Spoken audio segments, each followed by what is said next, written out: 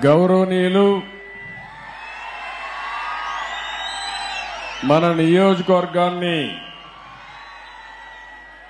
నేను లేనప్పుడు ఇన్ఛార్జిగా ఉండి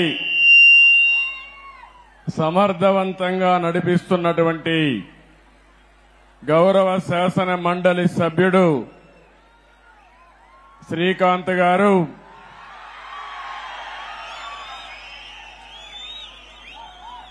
గౌరవనీయులైనటువంటి పిఎస్ మునిరత్నం గారు, అన్ని మండలాల అధ్యక్షులు, గౌరవ మున్సిపల్ కౌన్సిలర్లు,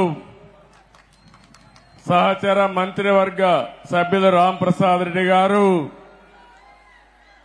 వేదిక పైన ఉన్నటువంటి నాయకులందరికీ, జిల్లా పార్టీ అధ్యక్షుడైనటువంటి వర్షం కూడా పడతా ఉంది, శుభ సూచకం. ఆగుతుందని ఆశిస్తున్నా, వరుణ దేవుడు మన మీటింగ్ అయ్యే వరకు కరుణిస్తాడని ఆశిస్తున్నా. జిల్లా పార్టీ అధ్యక్షుడు నాని గారు, నాకు ఆత్మ బంధువులు, నా కుటుంబ సభ్యులు, ఎప్పుడూ కుప్పంలో ఉండే ప్రజానీకమైతే ఎన్నిసార్లు గెలిపించినా ఇంకా ఎక్కువ మెజార్టీతోనే గెలిపిస్తున్నారు. అలాంటి మీ అందరికీ పేరు పేరున మనస్ఫూర్తిగా నా అభినందనలు, మనస్ఫూర్తిగా ధన్యవాదాలు. కుప్పంలో ఉండే ప్రజలందరికీ శిరస్సు వంచి పాదాభివందనం చేస్తున్నాను. ఈరోజు ఇక్కడికి నేను వచ్చాను. చాలా ఎన్నికల్లో నేను పోటీ చేశాను. ఇది 9వ ఎమ్మెల్యే అయ్యాను. 9 సార్లు ఎమ్మెల్యే అయితే 8 సార్లు మన కుప్పం నుంచే ఎమ్మెల్యే అయ్యాను. తిరుగులేని మెజార్టీతో గెలిపించారు మీరు. నా మీద ఒక విశ్వాసం పెట్టుకున్నారు. నేను వచ్చినా రాకపోయినా ఎన్నికల్లో మేము అండగా ఉంటామని మీ నిజాయితీ నిరూపించారు. నాకు మళ్లీ జన్మ అనేది ఉంటే కుప్పం ముద్దు బిడ్డగానే పుడతాను, మీ సేవ కోసమే ఉంటాను. అలాంటి అరుదైన అనుభవం ఈ నియోజకవర్గం. ఈసారి ఎన్నికలు జరిగాయి. 164 మంది ఎమ్మెల్యేలు గెలిపించారు. వైఎస్ఆర్ కాంగ్రెస్ పార్టీని చిత్తుగా ఓడించారు. 11 సీట్లే గెలిచారు. అంటే ప్రజాస్వామ్యంలో ఎవరైనా సరే విర్ర వీగితే ఇదే గతి పడుతుందని ప్రజలు నిరూపించారని చెప్పి నేను మీ అందరికీ తెలియజేస్తున్నా. ఎట్టు చేద్దాం? కాసేపు వెయిట్ చేద్దామా?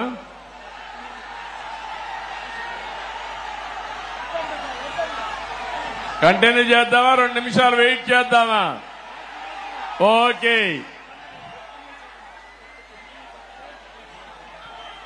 అలాంటిది మొన్న జరిగిన ఎన్నికల్లో ఒక హిస్టారికల్ ఎన్నికలు జరిగాయి. మన చిత్తూరు పార్లమెంటు చూస్తే 7 అసెంబ్లీలకు 7 గెలిపించి తిరుగులేని మెజారిటీ ఇచ్చారు మీరందరూ. రాష్ట్రంలో 25 పార్లమెంట్లో 20 పార్లమెంట్లో 7కు 7 గెలిపించారంటే ఇది ఒక చరిత్ర. 25 పార్లమెంట్లకి 21 పార్లమెంట్లు గెలిపించారు. ఈ రోజు మీరందరూ ఒకసారి ఆలోచిస్తే ఈ యొక్క వైఎస్ఆర్ కాంగ్రెస్ పార్టీ ఒక అరాచక పార్టీ. అలాంటి పార్టీని ఇంటికి పంపించడానికి తెలుగుదేశం, జనసేన, బీజేపీ జట్టు కట్టాం. 4 పార్టీలు కలిసి పోరాడాం. ఎన్డీఏలో భాగస్వాములయ్యాం. అందుకే ఈ ఎన్నిక ఒక హిస్టారికల్ ఎన్నిక అని చెప్పి కూడా నేను మీకు తెలియజేస్తున్నా. ఇంకో పక్క ఈ ఎన్నిక ద్వారా రాష్ట్ర ప్రజల యొక్క భవిష్యత్తుని తీరగా రాయబోతున్నామని మరొక్కసారి మీకు విజ్ఞప్తి చేస్తున్నాను. ఎప్పుడు కూడా నా రాజకీయానికి కుప్పం నియోజకవర్గం ఒక ప్రయోగశాల. ఇక్కడ మొట్టమొదటి ఒక కార్యక్రమాన్ని ప్రారంభించి ఆ రోజు సమైక్య ఆంధ్రప్రదేశ్ లో, తర్వాత నవ్య ఆంధ్రప్రదేశ్ లో అమలు చేశాం. ఈ రోజు కూడా మళ్లీ మీ అందరికీ హామీ ఇస్తున్నా.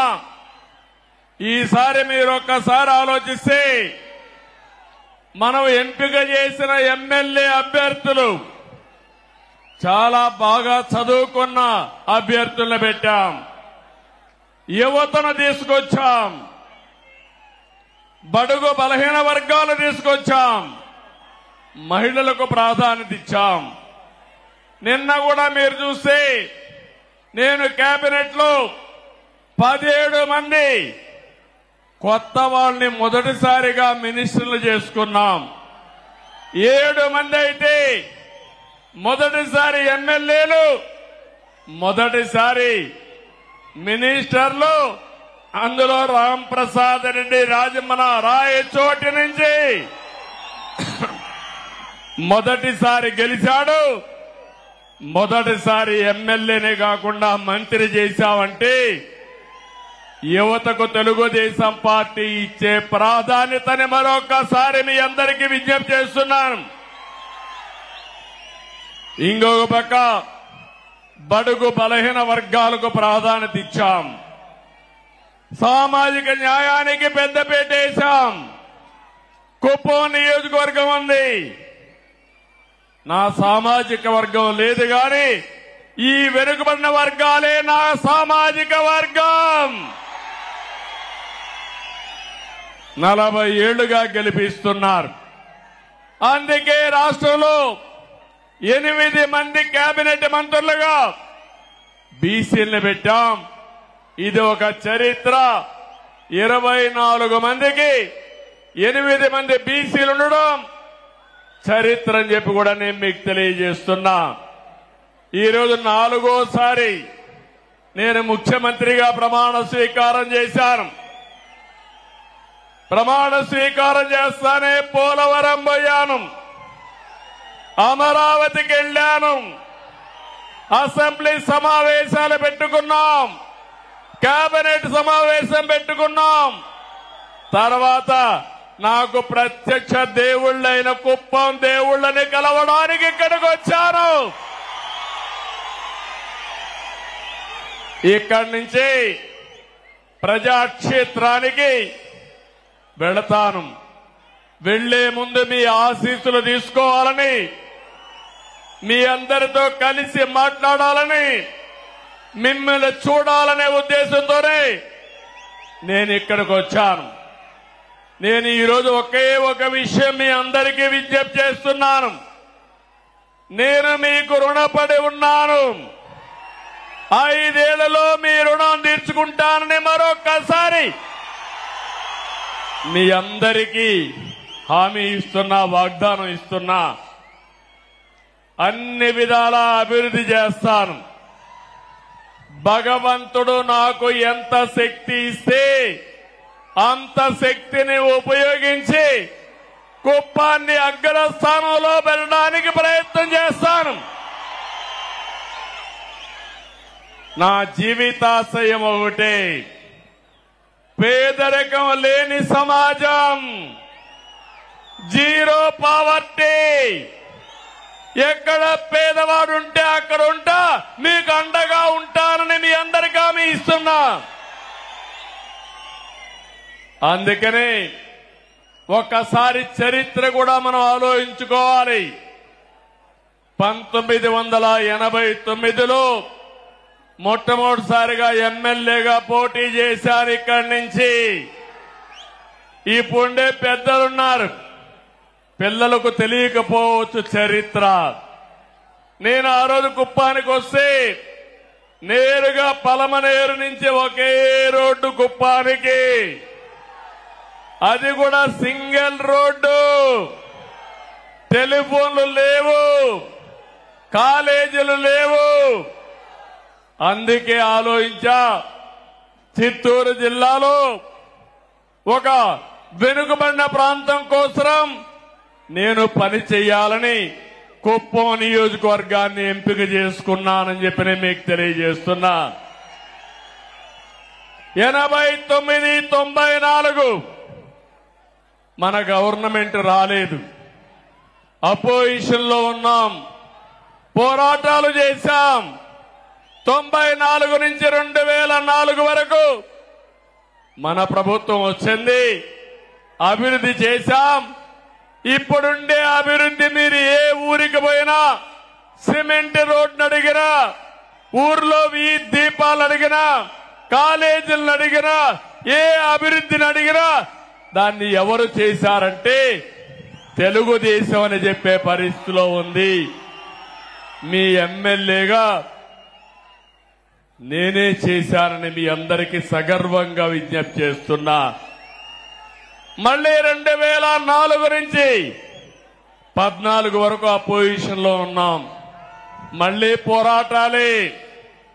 14 నుంచి 19 వరకు మళ్ళా అధికారంలో ఉన్నాం, అభివృద్ధిని పరిగెత్తించాం.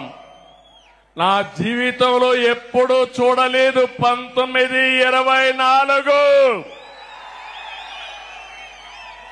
అది ఒక పీడ కళ, అవునా కాదా తమ్ముళ్ళు అని అడుగుతున్నా. ఏమమ్మా ఆడబిడ్డలు, అవునా కాదా అని అడుగుతున్నా. అరాచకం, అప్రజాస్వామ్యం, దౌర్జన్యాలు, రౌడీయిజం నా జోలికే వచ్చారంటే ఇక్కడ అన్నా క్యాంటీన్ పెట్టాం. ఇక్కడే అన్నా క్యాంటీన్ పెట్టి భోజనం పెట్టాలంటే ఫ్రీగా వైఎస్ఆర్ కాంగ్రెస్ నాయకులు చేసిన దౌర్జన్యాలు ఎన్నో ఒక్కసారి గుర్తుపెట్టుకోవాలి. ఎక్కడో కేజీఎఫ్ అనుకున్నాం, కేజీఎఫ్ లో బంగారం కోసం గనులు వచ్చాయి. కుప్పంలో గ్రనైట్ మొత్తం దేసేసి మళ్ళా కేజీఎఫ్ ను మరిపించే విధంగా దోపిడీ జరిగింది, అవునా కాదా అని మిమ్మల్ని అడుగుతున్నా. ఒక మాజీ ముఖ్యమంత్రిగా, ఒక ప్రజాప్రతినిధిగా, ఒక ఎమ్మెల్యేగా నేను అక్కడికి పోతే నాకే దిక్కు లేదు.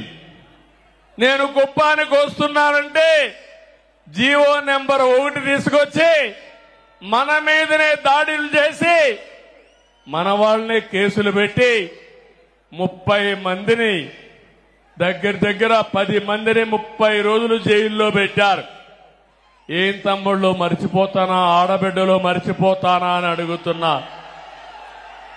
నా జీవితంలో మొట్టమొదటిసారి జైలుకు కూడా పోయి మన వాళ్ళని పరామర్శించా. తర్వాత నన్ను కూడా జైల్లో పెట్టే పరిస్థితికి వచ్చారు.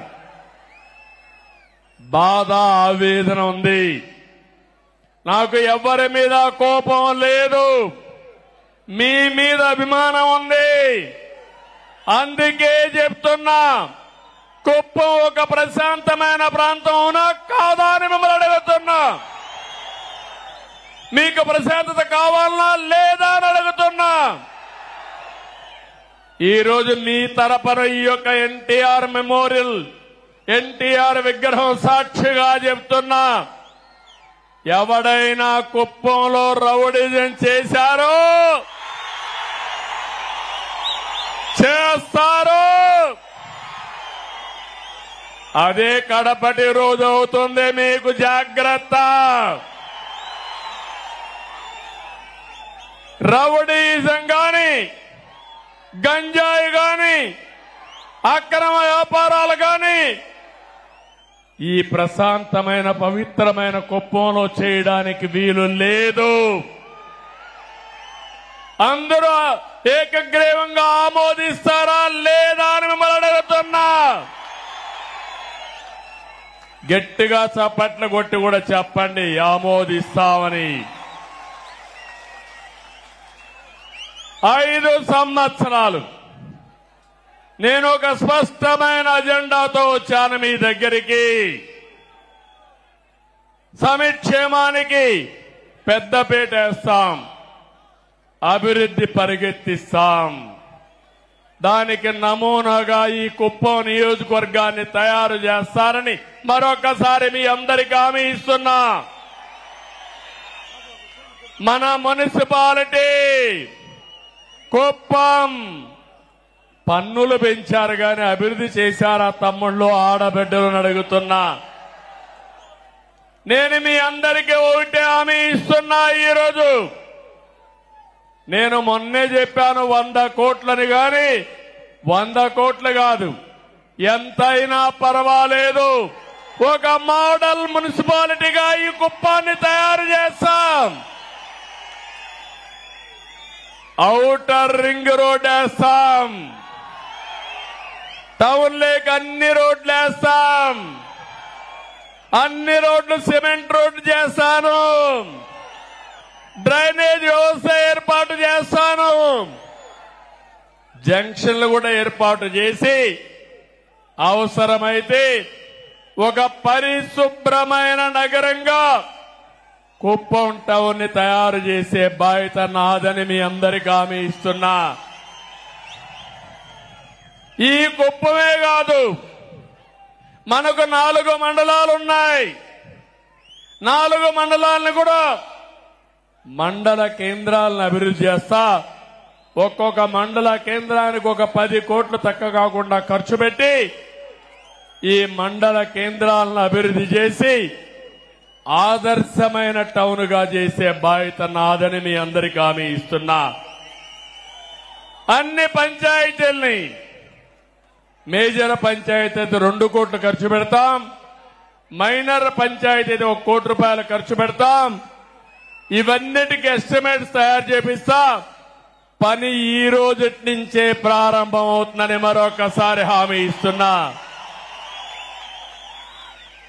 ఇది కాకుండా మీ గ్రామాల్లో గ్రామ సభలు పెట్టి త్రాగునీరు, డ్రైనేజ్, వీధి దీపాలు ఇలాంటి కనీస మౌలిక సదుపాయాలు ఏవైతే అవసరముందో అదే మారిగా వేస్ట్ కాంపోస్ట్ పెట్టాం. మనం ఊర్లో ఉండే చెత్తంతా తీసుకొచ్చి ఎరువుగా మార్చి కాంపోస్ట్ ఎరువుగా ఉపయోగించాలని చెప్పి ఆలోచించాం.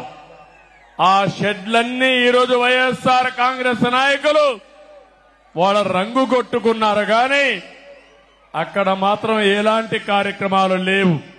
అందుకే మీకు హామీ ఇస్తున్నాను, కుప్పంలో ప్రతి ఒక్క పంచాయతీ ఒక మంచి పంచాయతీగా, పరిశుభ్రమైన పంచాయతీగా తయారు చేసే బాధ్యత నాదని మీ అందరికీ హామీ ఇస్తున్నా.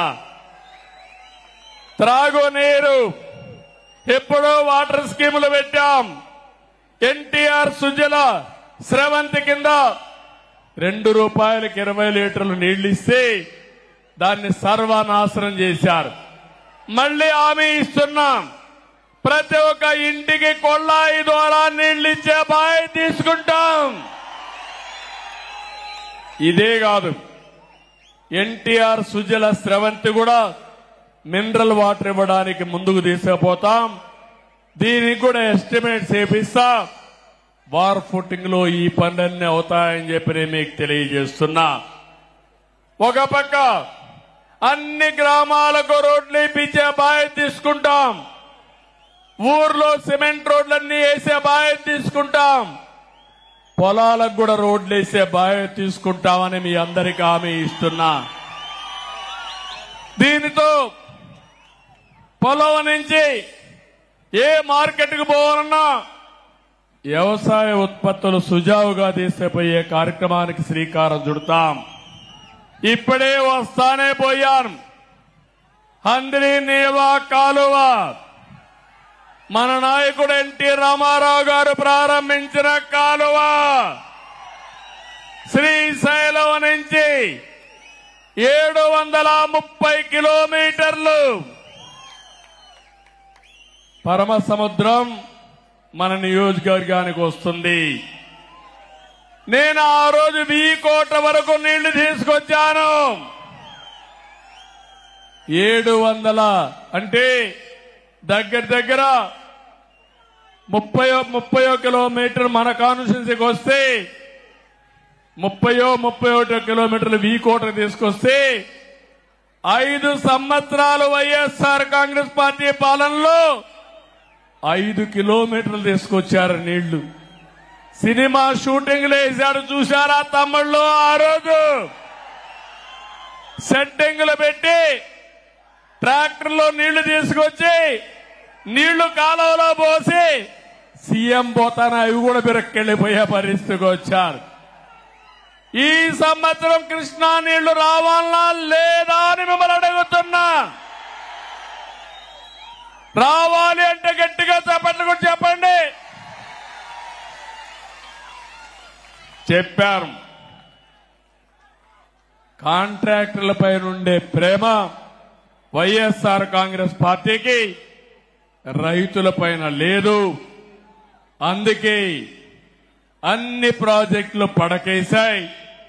తొందరలోనే దీనిపైన వైట్ పేపర్ కూడా రిలీజ్ చేస్తున్నా.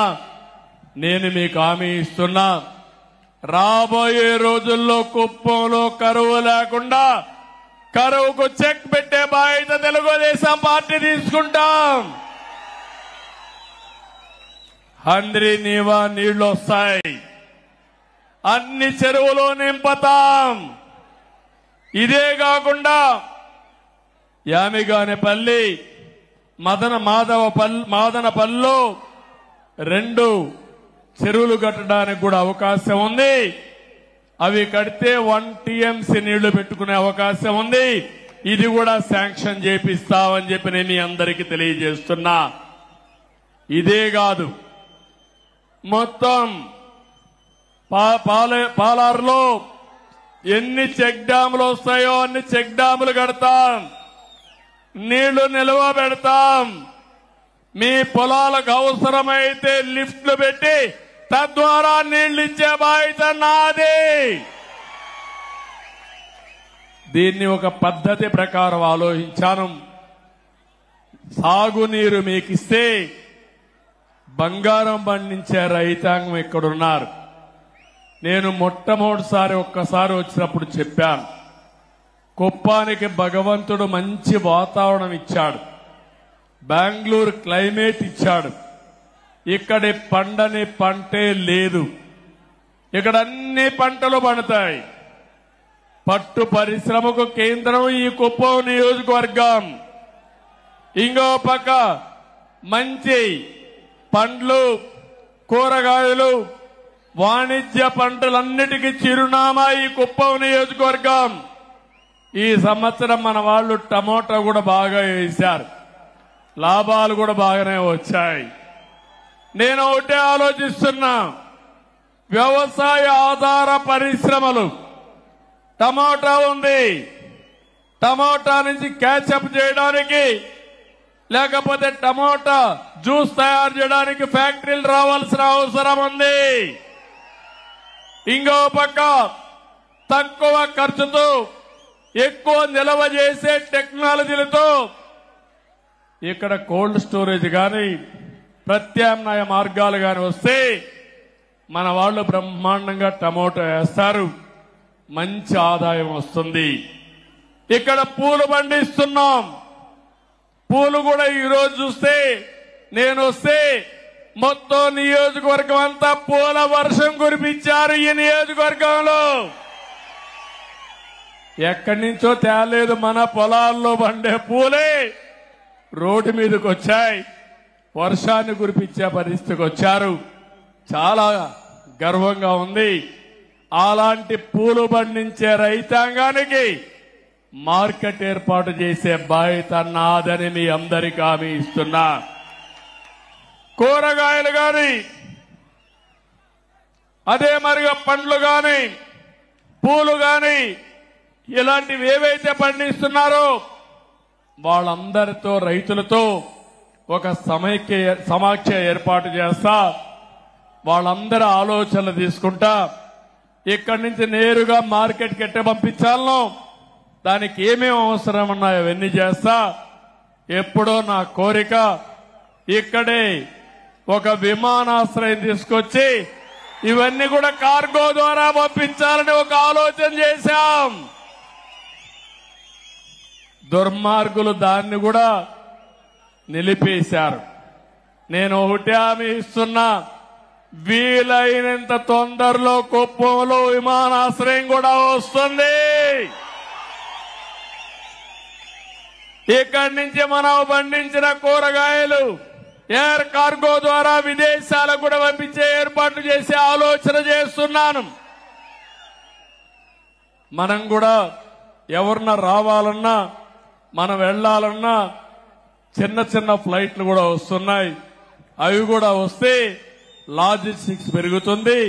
ఇటు బెంగళూరుకి, అమరావతికి, చెన్నైకి ఈ యొక్క ఫెసిలిటీ వస్తుందని చెప్పి కూడా నేను మీకు తెలియజేస్తున్నా.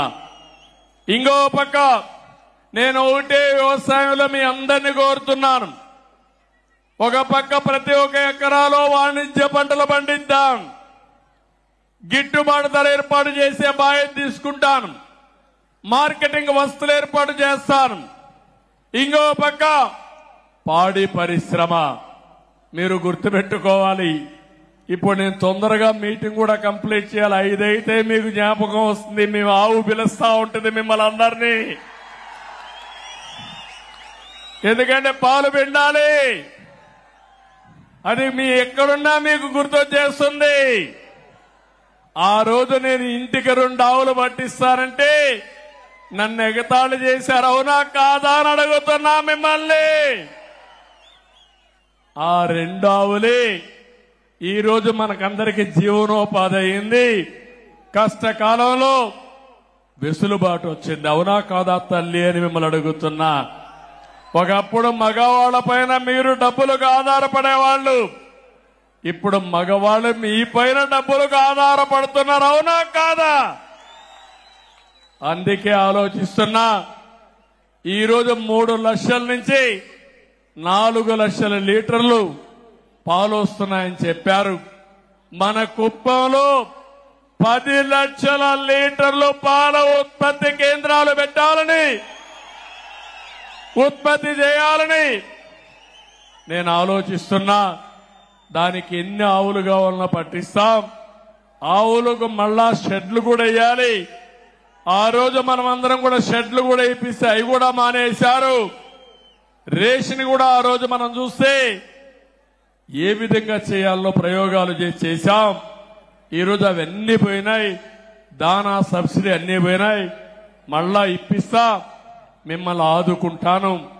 పాడి పరిశ్రమ, కోళ్ల పరిశ్రమ, అవసరమైతే గొర్రెల పెంపకం కూడా ఏది లాభదాయకం అవన్నీ చేస్తాం. ఇవన్నీ చేస్తే మా ఆడబిడ్డలు హనీ కూడా, తేనె కూడా ఉత్పత్తి చేయొచ్చు మన ఊర్లోనే. సిల్క్, మిల్క్, అదే మరి హనీ, ఈ 3 కూడా ఒక అనుబంధ కార్యక్రమాల కింద చేసుకుంటే మనకు ఆదాయం వస్తుందని చెప్పి కూడా నేను మీకు తెలియజేస్తున్నా. ఇంకొక పక్కన ఇవన్నీ చేసిన తర్వాత నేను ఒక ఆలోచన చేశాను. నేను ఆ మాట చెప్పాను, జీరో పావర్టీ. ఏ గ్రామంలో కూడా నిరుపేదలందరూ లేకుండా వాళ్ళకి ఆదాయం పెంచడానికి ఏమేం మార్గాలున్నాయో ఆలోచిస్తున్నాను. మనకుండే పెద్ద ఆస్తి జనాభా. ఒక ఇంట్లో 5 మంది కుటుంబ సభ్యులు ఉంటారు. పిల్లల్ని బాగా చదివిస్తే జీవితంలో సెటిల్ అవుతారు. పెద్దవాళ్ళు కూడా ఆదాయాన్ని, భూమి లేకపోయినా ఆదాయం సంపాదించే మార్గాన్ని ఏర్పాటు చేస్తే ప్రభుత్వం ఇచ్చే సహాయాన్ని తీసుకుంటూనే మీరు కూడా 10 రూపాయలు సంపాదించుకోవాలి. చేపను ఇవ్వడమే కాదు, చేపను పట్టే విధానం నేర్పిస్తే పేదవాళ్ళకు ఎంతో వెసులుబాటు వస్తుంది.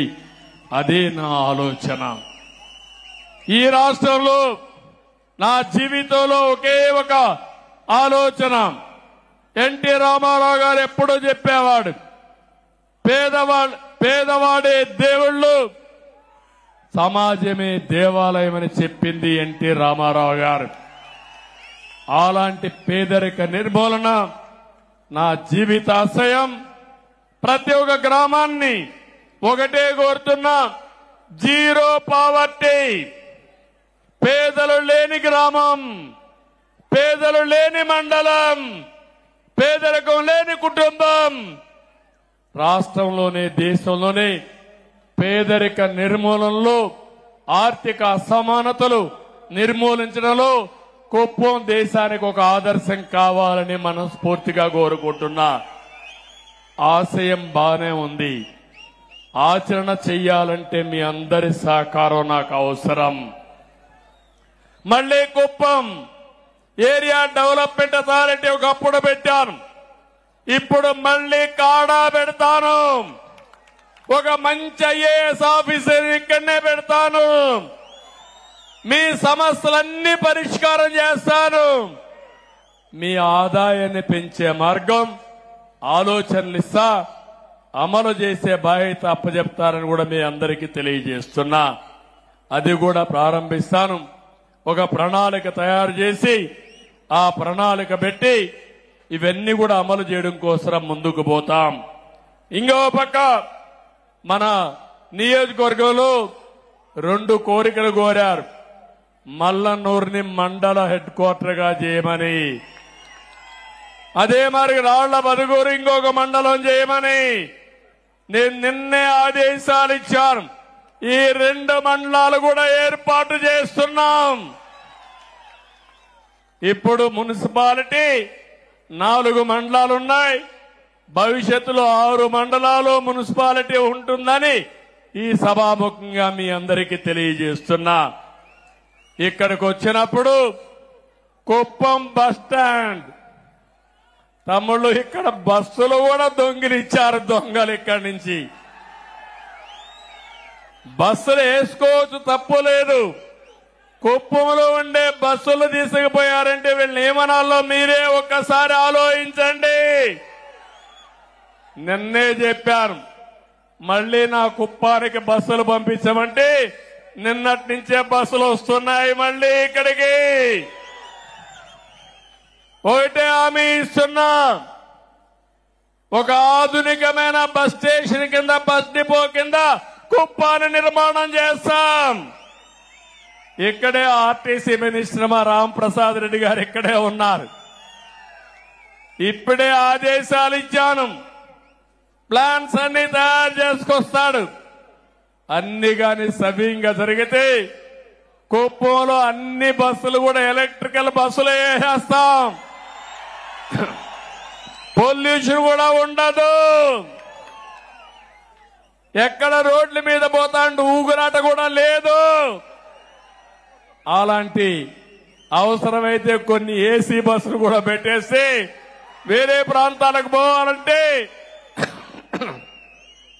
కార్లు అవసరం లేకుండా శుభ్రంగా పోయి వచ్చే పరిస్థితి వస్తుంది. ఇంకో పక్క మన కుప్పానికి అన్ని పక్కల వివిధ రకాలైన నగరాలున్నాయి. ఒక పక్క కృష్ణపట్నం ఉంది, కృష్ణగిరి ఉంది, ఇంకో పక్కన కేజీఎఫ్ ఉంది, ఇంకో పక్క బెంగళూరు నగరం ఉంది, సమీప ప్రాంతంలోని చెన్నై కూడా ఉంది. మన రైల్వే లైన్ కూడా మీరు చూస్తే కుప్పం ఒక జంక్షన్ గా కూడా తయారయ్యే అవకాశం ఉంది. అందుకే నేను ఒకటి ఆలోచిస్తున్నాను, కోట నుంచి వచ్చే రోడ్డుని, పలమనే రోడ్ని ఇప్పుడు డబల్ రోడ్ ఉంది, దీన్ని 4 లేన్ చేసుకోగలిగితే కృష్ణగిరి వరకు బ్రహ్మాండంగా ఉంటుంది. ఇక్కడి నుంచి మిగిలిన రోడ్లు కూడా ఏవైతే ఉన్నాయో అవన్నీ కూడా ఆలోచిస్తున్నాను. ఇక్కడి నుంచి మీరు చూస్తే బెంగళూరు నుంచి హోసూరు వరకు గ్రీన్ ఫీల్డ్ హైవే కింద 4 లేన్ వేసుకుంటే బెంగళూరుకు 1 గంటలోనే పోయే అవకాశం వస్తుందని మా వాళ్ళు చెబుతున్నారు. అది కూడా వస్తే నేరుగా బెంగళూరుకు పోయి బెంగళూరు వాళ్ళు కుప్పానికి వచ్చి వ్యాపారం చేసుకుని సాయంత్రం మళ్ళీ వెళ్ళిపోతారు బెంగళూరుకి. మొన్న బెంగళూరు నుంచి ఒక 20,000 మంది వచ్చారు మన వాళ్ళు ఓట్లు వేయడానికి. వాళ్లే డబ్బులు ఖర్చు పెట్టి వచ్చారు, తెలుగుదేశం పార్టీకి ఓటేశారు. ఇక్కడే కాదు, అమెరికా నుంచి, ఆస్ట్రేలియా నుంచి, ఆఫ్రికా నుంచి మన ఎన్ఆర్ఐస్ అంతా వచ్చి 1-2 నెలలు పనిచేసి 4-5 లక్షలు ఖర్చు పెట్టి తెలుగుదేశం పార్టీని గెలిపించారంటే అది వాళ్లకు మన పార్టీ పైనుండే అభిమానం. ఈరోజు పక్కనుండే బెంగళూరు నుంచి ఒక 15,000 నుంచి 20,000 మంది కొంతమంది వాళ్ళ ఖర్చులే పెట్టుకొని వచ్చి ఓటేశారు. హైదరాబాద్ నుంచి చూస్తే 55-60 ట్రైన్లో పట్టకుండా ఎక్కడికక్కడ వచ్చి ఓటేసి వెళ్లారంటే వాళ్ళ అభిమానం చూసిన తర్వాత నాకు అనిపిస్తుంది నా జీవితాంతం వాళ్ళకు రుణపడున్నా వాళ్ళ రుణం తీర్చుకుంటానని చెప్పి కూడా నేను మీకు తెలియజేస్తున్నా. అందుకనే ఈ యొక్క కుప్పం నుంచి చుట్టుపక్కల తమిళనాడులో ఉండే ప్రధాన నగరాలకి, కర్ణాటకలో ఉండే నగరాలకి ఇన్ఫ్రాస్ట్రక్చర్ ఏర్పాటు చేస్తాం. ఇక్కడే ఎక్స్ప్రెస్ వే కూడా వస్తుంది, 4 లేన్ రోడ్డు వస్తుంది. ఆ ఎక్స్ప్రెస్ వే చూస్తే మన కుప్పం దగ్గర ఎక్కడో కూడా ఒక దారి పెట్టమంటే నేరుగా బెంగళూరుకు 1 గంటలో వెళ్లిపోయే అవకాశం వస్తుంది. అది కూడా నేను గడ్కరీ గారితో మాట్లాడి ఏర్పాటు చేయిస్తానని చెప్పి నేను మీకు తెలియజేస్తున్నా. నిన్న ఎన్నికల్లో యువత బ్రహ్మాండంగా పనిచేశారు.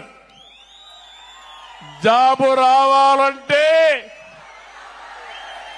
ఇదే స్లోగన్ ఎక్కడ చూసినా.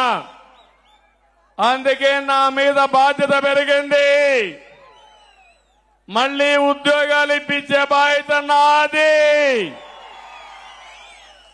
అందుకనే ఆలోచిస్తున్నాను, మన కుప్పానికి టెక్స్టైల్ గాని, ఫుడ్ ప్రాసెసింగ్ గాని వివిధ రకాలైనటువంటి ఇండస్ట్రీస్ రావాలి. ఇక్కడి నుంచి మనం ప్రపంచంలో ఉండే కంపెనీలకు పనిచేసే విధంగా కూడా రావాలి. ఇవన్నీ కూడా ఏ విధంగా చేయాలో నేను ఆలోచిస్తున్నా. ఒక ప్రణాళిక తయారు చేసుకుంటా. కుప్పంలో ఇండస్ట్రీస్ రావాలి. కాలేజీలు, స్కూల్స్ ఇప్పటికే మనం చాలా పెట్టుకున్నాం. కుప్పం ద్రవిడ యూనివర్సిటీ ఉంది, భ్రష్టు పట్టించారు. నేను ఒకటే ద్రవిడ యూనివర్సిటీలో నేను దృష్టి పెడుతున్నాను.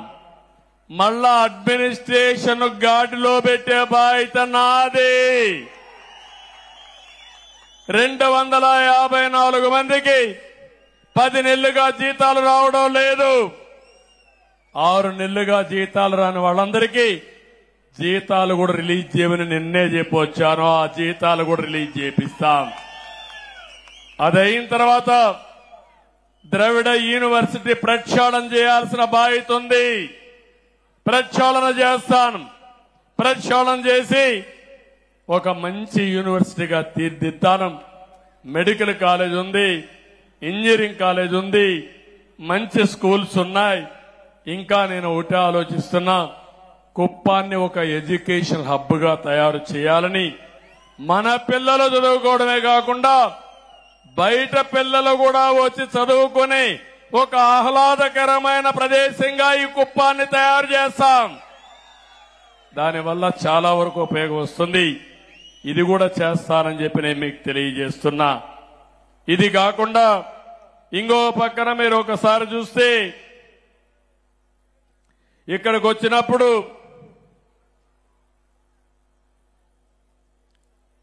నేను కుప్పం విషయం ఇప్పుడే చెప్పాను. ఇది కాకుండా మీరు చూస్తే డిపో విషయం చెప్పాను. ప్రజలకు కొన్ని విషయాలు మీరు చూసినప్పుడు మనం కట్టిన కమ్యూనిటీ బిల్డింగ్స్ కూడా అట్నే పెట్టి వదిలిపెట్టి వెళ్లిపోయారు. వన్యకుల క్షత్రియ భవనం 90% పూర్తయి మిగిలిపోయింది. కురుబ భవనం అసంపూర్తిగా ఉంది. బలిజ కులస్తులకు ఒక భవన నిర్మాణం ఇస్తే అది కూడా నిలిపేసే పరిస్థితికి వచ్చారు. వాల్మీకి భవనం పూర్తి అయింది, దీన్ని కూడా అభివృద్ధి చేయాలి. గాండ్ల కులస్తులకు ఇచ్చిన భవనం కూడా పూర్తి చేయాలి. ఎస్సీ కమ్యూనిటీ హాల్లో కొత్త కమ్యూనిటీ హాల్ కూడా నిర్మించాల్సిన అవసరం ఉంది. ఇవన్నీ కూడా ఈ కమ్యూనిటీ హాల్స్ ఉంటే అక్కడ కమ్యూనిటీ ఫంక్షన్స్ పెట్టుకోవడమే కాకుండా వాళ్ళకు అవసరమైతే పెళ్లిళ్ళు ఇవన్నీ కూడా పెట్టుకోవడానికి ఉపయోగపడతాయి. ఆ తర్వాత అక్కడే సమావేశాలు పెట్టుకుని వాళ్ళ అభివృద్ధికి ఆలోచనలు చేసే కార్యక్రమానికి కూడా శ్రీకారం చుట్టే అవకాశం ఉంది. ముస్లింల కోసం నిర్మించిన షాదీఖానా కూడా నిరుపయోగంగా ఉంది. వాళ్ళు కూడా షాదీఖానా కావాలని అడుగుతున్నారు. వాళ్ళదే కాకుండా వడ్డెర మొదలయ్యారు కూడా ఇచ్చాం, అక్కడ కూడా బిల్డింగ్లన్నీ పూర్తి కాలేదు. ప్రతి ఒక్క కులస్తులకు ఇచ్చిన కమ్యూనిటీ బిల్డింగులకి ఆర్థిక సహాయం చేసి పూర్తి చేసే బాధ్యత నేను తీసుకుంటాను. ఆ తర్వాత మీరందరూ చేయాల్సింది, మీరు ఆ సమావేశాలు పెట్టుకుని మీ కమ్యూనిటీ అభివృద్ధి కోసం మీరు కృషి చేయండి. నేనేం చేయాలనో చేసే పరిస్థితి నేను తీసుకొస్తా. అన్ని కులాల్లో ఉండే పేదవాళ్ళని, అన్ని మతాల్లో ఉండే పేదవాళ్ళని పైకి తీసుకొచ్చే బాధ్యత తెలుగుదేశం పార్టీది. ఎమ్మెల్యేగా నా బాధ్యత అని చెప్పి కూడా నేను మీకు తెలియజేస్తున్నా. మన నియోజకవర్గంలో భక్తి ఎక్కువ, దేవుళ్ల పైన ఒక విధంగా ఆలోచిస్తే చాలా భక్తి ఉండే ప్రాంతం. ఇక్కడే తిరుపతి గంగమ్మ. ఆ టెంపుల్లో ఎన్ని అరాచకాలు జరిగాయో మీరే చూశారు. ఆ గంగమ్మ తల్లే వీళ్ళని చిత్తుగా ఓడించి భూస్థాపితం చేసింది. వెంకటేశ్వర స్వామిని అప్రతిష్ట పాలు చేశారు. వెంకటేశ్వర స్వామిని ఊరూరు తిప్పారు పెళ్లిళ్లకు, పేరంటాలకి. ఆయనకు కూడా కోపం వచ్చింది. ఒకటే అనుకున్నాడు, నా పేరు దుర్వినియోగం చేసిన వాడు ఎవడైనా సరే భూగర్భంలో కలిసిపోతారనే ఉద్దేశంతోనే ఈరోజు ఈ పార్టీని ఓడించే పరిస్థితికి వచ్చాడు. నేను ఇక్కడే మీ అందరికి ఒకటి హామీ ఇస్తున్నా. తిరుపతి గంగమ్మ, మల్లప్ప కొండ, బేటరాయ స్వామి ఆలయం, కనకనాశనమ్మ ఆలయం, రాళ్ల బదుగూరులో ఉండే కోదండ రామాలయం, యామగానపల్లి ధర్మరాజుల ఆలయం, ఇవన్నీ కూడా పెద్ద ఎత్తున అవసరమైతే డబ్బులు ఖర్చు పెట్టి అభివృద్ధి చేసే బాధ్యత నాది. మంచి దేవాలయాలుగా తయారు చేసి మీరు కూడా రోజంతా కష్టపడి మందుల షాపు పోకుండా, మద్యం షాపు పోకుండా దేవాలయానికి పోయే కార్యక్రమానికి శ్రీకారం చుడదాం. పుణ్యము పురుషార్థం రెండు దొరుకుతాయి. ఇది కాకుండా చిన్న చిన్న దేవాలయాలున్నాయి, 100 పైన ఉన్నాయి. అవసరమైతే ఓ దేవాలయానికి 10 లక్షలు 20 లక్షలు కావాలంటే ఇచ్చి పూర్తిగా అభివృద్ధి చేసే బాధ్యత తీసుకుంటాం. ఇది కాకుండా బీసీ, ఎస్సీ, ఎస్టీ హాస్టల్స్ ఉన్నాయి. హాస్టల్స్ అన్ని దెబ్బతిన్నాయి, చాలా ఇబ్బందుల్లో ఉన్నాయి. అవి కూడా బాగు చేసే బాధ్యత తీసుకుంటాను. ఇప్పుడే కలెక్టర్కి ఆదేశాలు ఇచ్చా. 1 వారంలో యాక్షన్ ప్లాన్ తయారు చేయండి. పేద పిల్లలు చదువుకునే హాస్టల్స్ గాని, కాలేజీలు గాని కనీస అవసరాలు ఇవ్వాల్సిన అవసరం ఉంది. వసతులు ఏర్పాటు చేయాలని చెప్పి చాలా స్పష్టంగా చెప్పాను. ఇంకో పక్క అన్ని గ్రామాలకు మొబైల్ ఫోన్లు. మా తల్లి అయితే ఫోన్ తీసుకొని మొత్తం షూటింగ్ చేస్తా ఉంది, మీటింగ్. కానీ ఇక్కడి నుంచి ఇంటికి పంపించాలంటే ఓసారి బ్యాండ్ విత్ లేకపోతే అక్కడికి పోయే పరిస్థితి ఉండదు. అందుకే అన్ని మారుమూల గ్రామాల్లో కూడా బ్రహ్మాండమైన నెట్వర్క్ ఉండేట్టుగా, బ్యాండ్ విత్ ఉండేట్టుగా చేసే బాధ్యత తీసుకుంటాం. ఇప్పటికి ఒక 4-5 గ్రామాల్లో లేదు, అది కూడా చేస్తాం. ఇప్పుడు మనం చూస్తే రామకుప్పం అటవీ ప్రాంతంలో గంజాయి కూడా సాగు చేస్తున్నారంటే ఈ వైఎస్ఆర్ కాంగ్రెస్ దొంగలు. అంటే గంజాయి పెరట్లో పండించే పరిస్థితికి వచ్చేశారు వీళ్లు. అందుకే ఉక్కు పాదం మోపతాం. గంజాయి ఎవడైనా ఎక్కడైనా సాగు చేసి నిన్ను మాత్రం వదిలిపెట్టమని చెప్పి మరొకసారి ఈ సభ ద్వారా హెచ్చరిస్తున్నా. నిన్నే ఒక కమిటీ కూడా వేశాను. 5 మంది మంత్రులతో ఒక కమిటీ వేసి 100 రోజుల్లో ఒక యాక్షన్ ప్లాన్ ఇచ్చి ఆంధ్రప్రదేశ్ ని గంజాయి రహిత రాష్ట్రంగా, గంజాయి అనే మాట లేకుండా చేయడం కోసం ఒక స్పష్టమైన కార్యక్రమానికి శ్రీకారం చుట్టారు. అదే సమయంలో కుప్పంలో హింస, నేరాలు, ఘోరాలు, అవినీతి, దోపిడీ జరగడానికి వీల్లేదు. ఒకప్పుడు నేను చెప్పేవాడిని, పోలీస్ స్టేషన్ అవసరం లేదు, కోర్టుకు పోకూడదు, అప్పుడే మనం అభివృద్ధి అవుతామని చెప్పాను. కానీ ఈ దుర్మార్గులు వచ్చి అన్ని ఎస్ఐల్ని నేరాలు చేపించడానికి ప్రోత్సహించారు. వీళ్లే దొంగలకు కాపలా పెట్టే పరిస్థితికి వచ్చారు. దానివల్ల చాలా అరిష్టాలు జరిగాయి. అవన్నీ కూడా ఎక్కడికక్కడ నిర్మూలించే బాధ్యత నాదని మీ అందరికీ హామీ ఇస్తున్నా. నేను ఒకటే మిమ్మల్ని అందరినీ కోరుతున్నాను, సంకల్పం మంచిదైతే భగవంతుడు కూడా సహకరిస్తాడు. నేను ఇక్కడికి వచ్చినప్పుడు మీటింగ్ స్టార్ట్ చేస్తే వరుణ దేవుడు వచ్చాడు, తొంగి చూశాడు. కానీ వరుణ దేవుడిని కోరుకున్నాం, మేము మహాయజ్ఞం చేస్తున్నాం, మంచి సంకల్పం చేయబోతాం, కాబట్టి కొంత టైం మాకిమ్మంటే వరుణ దేవుడు కూడా కరుణించాడు, ఆశీర్వదించి. అవునా కాదా? నమ్మకం ఉందా లేదా మీకు? అవునంటే గట్టిగా చేతుల పైకి ఎత్తండి, గట్టిగా చప్పట్లు కూడా చెప్పండి అవునని. ఈరోజు కుప్పంలో మనం చేసే సంకల్పం మన జీవితాలని మార్చే సంకల్పం. నేను నా రుణం తీర్చుకోవడానికి ఇక్కడికి వచ్చాను.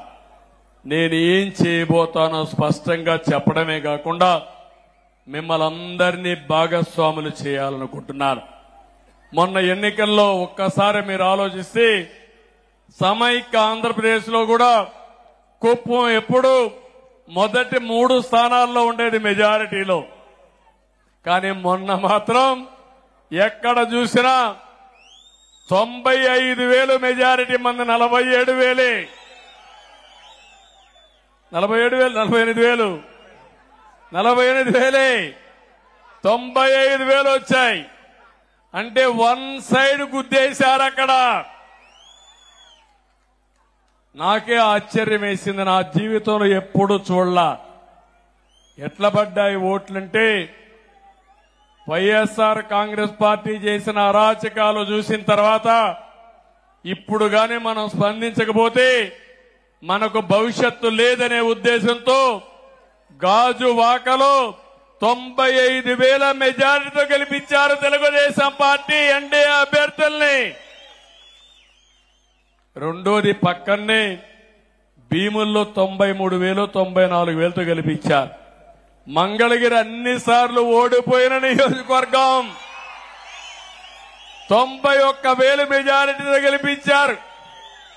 లొకేషన్ 3వ స్థానంలో. పవన్ కళ్యాణ్ గారు నిలబడిన నియోజకవర్గం 71,000 మెజారిటీ. ఓట్లే ఓట్లు, గుద్దుడే గుద్దుడు, ఎవరికి అర్థం కాలేదు ఇది. 57% 1 సైడ్ ఓట్లే వేశారు. ఇంకో పక్క ఉద్యోగస్తులైతే పోస్టల్ బ్యాలెట్ చూస్తే 1 సైడ్ ఓట్లే వేశారు అందరూ కూడా. మహిళలు కూడా బ్రహ్మాండంగా ఓట్లేశారు. బీసీలైతే 1 సైడ్ ఓట్లేశారు. ఇవన్నీ చూసిన తర్వాత నాకు అనిపిస్తుంది, ఎప్పుడైనా సరే ప్రజలకు మంచి చేస్తే ప్రజలు ఎప్పుడు గుర్తుపెట్టుకుంటారు. తాత్కాలికంగా కొన్ని ఇబ్బందులు వచ్చినా దీర్ఘకాలంలో నిజం గెలుస్తుంది. అదే సమయంలో ఎవరైతే ప్రజలకు అండగా నిలబడతారని నమ్మకం ఉంటే వాళ్ళని గెలిపించుకునే బాధ్యత ప్రజలు తీసుకుంటారని చెప్పి కూడా నేను మీకు తెలియజేస్తున్నా. ఎంత దుర్మార్గులంటే వీళ్ళు, మా ఇంట్లో ఆడవాళ్ళు ఎప్పుడూ బయట వచ్చేవాళ్ళు కాదు. కడాన మా మిస్సెస్ కూడా కుప్పానికి వచ్చి మీకు క్యాంపెయిన్ చేసే పరిస్థితికి వచ్చింది. ఎప్పుడన్నా చూశారా? 40 ఏళ్ళుగా ఎప్పుడన్నా వచ్చిందా ఆవిడ? ఎప్పుడూ రాలేదు కదా. ఎప్పుడన్నా నామినేషన్లకు ఇంట్లో వాళ్ళు ఎవరన్నా వచ్చారా మా ఇంట్లో నుంచి? మీరే నా కుటుంబ సభ్యులు అనుకున్నా, మీరే నా బంధువులు అనుకున్నా, మీకే అప్పచెప్పా.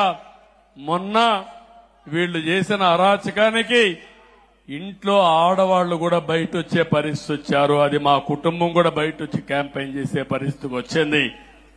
ఏదేమైనా ఇంకా రాబోయే రోజుల్లో అన్ని మంచి శకునాలే, రాష్ట్రానికి మంచి జరగాలి. కానీ సమస్యలు కూడా బోలెడన్ని ఉన్నాయి. నేను మొయ్యలేనంత భారం ఉంది. ఆ విషయం కూడా మీరు గుర్తుపెట్టుకోవాలి. మీకు కనపడినంత ఆశాజనకంగా లేదు. ఖజానా ఖాళీ అయిపోయింది. అప్పులు విపరీతంగా చేశారు. చాలా మంది అంటున్నారు, నువ్వు ఎట్లా చేస్తావు, నీ దగ్గర డబ్బులు లేవు కదా అని. ఉన్నదే నాకు మనో సంకల్పం, మనోధైర్యం. కష్టాలున్నాయని పారిపోయేవాడిని కాదు. 40 ఏళ్లుగా ఆదరించిన ప్రజానీకం 5 కోట్ల మంది కోసం, మీ భవిష్యత్తు కోసం ఎంత కష్టమైనా పడతాను, ఎంత భారమైనా మోస్తాను. తిరిగి రాష్ట్రాన్ని గాడిన పెట్టే బాధ్యత నాదని మరొక్కసారి మీ అందరికీ తెలియజేస్తున్నా. ఒక పక్కన నిన్న మొన్న నేను గాని, మిత్రుడు పవన్ కళ్యాణ్ గారు గాని మొత్తం ఒకసారి చూసాం లెక్కలన్నీ. ఇంకా లెక్కేస్తున్నాం. అంతుబట్టడం లేదు మాకు. ఎక్కడెక్కడ అప్పు తెచ్చారో, ఎక్కడెక్కడ ఖర్చు పెట్టారో, ఏ దొంగలు ఎంత దొంగలు చేయబోయారో అన్ని లెక్కలేస్తున్నాం. అందుకే రాబోయే రోజుల్లో మొట్టమొదటి కేబినెట్ లో రాష్ట్ర వాస్తవ పరిస్థితులు మీకు తెలియడానికి 7 వైట్ పేపర్లు పబ్లిసైజ్ చేస్తున్నా. నేను ఒకే ఒక విషయం మిమ్మల్ని అందరినీ కోరుతున్నాను. నేను చాలా సార్లు మీకు ఒక మాట చెప్పాను. ఈ రాష్ట్రం మనది. మేము ఈ రాష్ట్రానికి ట్రస్టీలు మాత్రం. కొంతమంది దొంగలు, స్వార్థపరులు ఈ రాష్ట్రాన్ని మొత్తం దోచేసే ప్రయత్నం చేశారు. మీకు నష్టం చేసే పరిస్థితికి వచ్చారు. అయితే మీలో చైతన్యం వచ్చి రాష్ట్రాన్ని కాపాడుకోవాలని నిలబడి, మొన్న ఎన్నికల్లో ఊహించిన విధంగా చాలా మంది ఎన్నికల ముందు భయపడ్డారు. కానీ పోలింగ్ స్టేషన్కు వచ్చిన తర్వాత ఒక సైలెంట్ రెవల్యూషన్ వచ్చింది. పెద్ద ఉద్యమం వచ్చింది. చరిత్ర తిరగరాసే అవకాశాన్ని మీరు తీసుకున్నారు. అందుకే మేము 7 వైట్ పేపర్లు చూస్తే, 1 రాష్ట్ర ఆర్థిక పరిస్థితి, 2 పోలవరం సాగునీటి ప్రాజెక్టులు పూర్తిగా విధ్వంసం చేశారు, 3 అమరావతిని సర్వనాశనం చేశారు, 4వది మీరు ఒకసారి చూస్తే ఎక్కడ చూసినా మద్యం ఏరులై పారి నాసిరకం మద్యం తెచ్చి ఈ పేద ప్రజల ప్రాణాలు తీసే పరిస్థితికి వచ్చారు. 5వది భూగర్భ ఖనిజ సంపద, ఇసుక, గ్రనైట్, లాటరైట్, ఒకటి కాదు అన్ని దోచుకునే పరిస్థితికి వచ్చారు. అదే సమయంలో ఇంకా 7 సబ్జెక్టులు పెట్టుకుని 7 సబ్జెక్టుల పైన వాస్తవాలన్నీ మేము ముందర పెడుతున్నాం. అదే సమయంలో మీరు ఒకసారి ఆలోచిస్తే, మేమేదో ఇంకొక విధంగా వాళ్ళు చేయలేదని బ్లేమ్ చేస్తూ ఇంట్లో కూర్చోవడం కాకుండా, నేను ఒక మాట చెప్పాను. మొదటి 3 సంతకాలు పెడతానని ఆ రోజు మీ అందరికీ హామీ ఇచ్చాను. తర్వాత మీరు చూస్తే మొదటి సంతకం మా తమ్ముళ్ల ఉద్యోగాల కోసం మెగా డిఎస్సి దగ్గర 16,346 ఉద్యోగాలకు మొదటి సంతకం పెట్టాను. మొదటి కేబినెట్ మీటింగ్ లోనే విధి విధానాలకు శ్రీకారం చుట్టాం. తొందరలోనే ఉద్యోగ నియామకాలు చేసి మొట్టమొదటిసారిగా డిఎస్సి ద్వారా మా తమ్ముళ్ళకి నిరుద్యోగులకు ఉద్యోగాలు ఇచ్చే బాధ్యత మాది. అన్ని రకాలైన టీచర్ పోస్టులు ఇస్తున్నాం. అదైన తర్వాత పేదవాళ్ల కోసం పింఛను పెంచడం, పేదవాళ్లకు పింఛన్లు ఇచ్చే విధానానికి శ్రీకారం చుట్టింది నందమూరి తారక రామారావు గారు. మొట్టమొదటిసారిగా 35 రూపాయలు ఆయన పింఛను ప్రారంభించారు. దాన్ని 75 రూపాయలు చేశారు. 2014 నేను ముఖ్యమంత్రి అయినప్పుడు 200 రూపాయలు 1000 రూపాయలు చేశాను. 1000 రూపాయలు 2000 రూపాయలు చేశాను. అంటే 200ని 10 రెట్లు పెంచి 2000 రూపాయలు చేశాం ఈ పేదవాళ్ల కోసం. ఇప్పుడు మళ్ళీ 3000 ఉంటే 4000 రూపాయలు చేశాను. ఏప్రిల్ నుంచి ఇస్తానన్నాను. అందుకే 65,30,000 మందికి జూలై 1వ తారీఖున 7,000 రూపాయలు డబ్బులు ఇచ్చే బాధ్యత. ఆ రోజు ఎన్నికలప్పుడు చెప్పారు, వాలంటీర్లు లేకపోతే మేము ఇంటి దగ్గర పింఛన్ ఇవ్వలేమని. సచివాలయ ఉద్యోగస్తులతో 1వ తారీఖున మీ ఇంటికే పింఛన్లు పంపించే కార్యక్రమానికి శ్రీకారం చుట్టాం. అంటే కల్లబొల్లి కబుర్లు చెప్పి మభ్యపెట్టి మోసాలు చేసే పాలకులు పోవాలి. ఇంకో పక్కన మీరు చూస్తే వికలాంగులకి 3,000 రూపాయల నుంచి 6,000 రూపాయలు చేసే కార్యక్రమానికి శ్రీకారం చుట్టాను. కొంతమందిని చూశాను, ఇంట్లో నుంచి బయట రాలేరు, నడవలేరు, ఇంట్లో ఒకరు వారికి సేవలు చేయాలి. చాలా మంది అలాంటి వాళ్ళు ఉంటారు. అందుకనే ఒక 20,000 30,000 మంది ఉంటే వాళ్లకు నెలకు 15,000 రూపాయలు ఇచ్చే కార్యక్రమానికి శ్రీకారం చుట్టాం. డబ్బులు ముఖ్యం కాదు, మానవత్వం ముఖ్యం. పేదవాడికి అండగా ఉండడం అవసరం. అందుకే ఈ కార్యక్రమానికి శ్రీకారం చుట్టాం. కొంతమందికి 10,000 రూపాయలు పింఛన్ ఇస్తున్నాం. ఇంత ఇస్తున్నామంటే ఈ ప్రభుత్వానికి పేదవాళ్లపై నుండే ప్రేమ అని చెప్పి నేను మీకు తెలియజేస్తున్నా. ఇది ఒక కార్యక్రమం పెట్టుకుని 1వ తారీఖున ఒక పండుగ వాతావరణంలో ఈ పెన్షన్లు పంచే కార్యక్రమానికి శ్రీకారం చుడుతున్నాం. మీరందరూ కూడా నిండు మనసుతో ఆశీర్వదించండి. ప్రతి ఒక్కరు కూడా మీరు ఎక్కడికక్కడ ఈ ప్రభుత్వం చేసే మంచి కార్యక్రమాలకి మీరు కూడా అండగా ఉండాలని మిమ్మల్ని అందరినీ కోరుతున్నా. 3వ కార్యక్రమం ల్యాండ్ టైటిలింగ్ యాక్ట్. ఒక కుట్ర, ఒక మోసం, మీ భూమి కొట్టేసే పరిస్థితులు వచ్చారు. మీ పట్టాదారు పాస పుస్తకం మీద మీ తాత మీ ముత్తాత మీ స్వార్జితం ఆ పుస్తకం పైన బొమ్మ ఉంది. తమ్ముళ్ళు, ఎవరిది బొమ్మ? ఇప్పుడు నా బొమ్మ వేసుకోవాలా? నేను వేసుకుంటానా? నేను అంటే మీ భూమి పైన నా బొమ్మ వేసుకుంటావా నువ్వు? అందుకే చెప్పా, ఆ చట్టంలో కూడా ఇష్టానుసారంగా పెట్టేశాడు. అంటే ల్యాండ్ టైటిలింగ్ ఆఫీసర్ కూడా ఉంటా అంట రిజిస్ట్రేషన్ కి.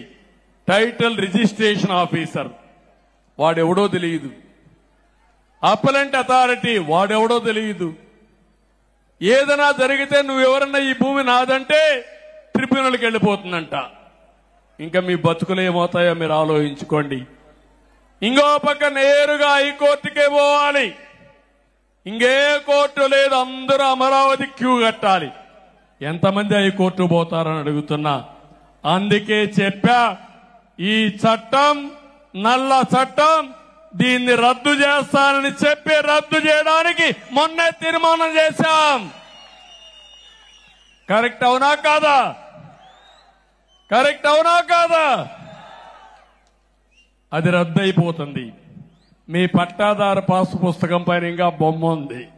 ఏం చేయమంటారా బొమ్మని? ఏం చేయమంటారా బొమ్మని? అన్ని పట్టాదారు పుస్తకాలు మారస్తా, బొమ్మ తీసేస్తా, రాజముద్రతో మీ భూమి మీకు ఇస్తానని మీకు హామీ ఇస్తున్నా. రాయి పైన కూడా బొమ్మ వేసుకున్నాడు. ఆ రాళ్లతో ఎవరిని కొట్టాలో నాకు తెలియడంలే.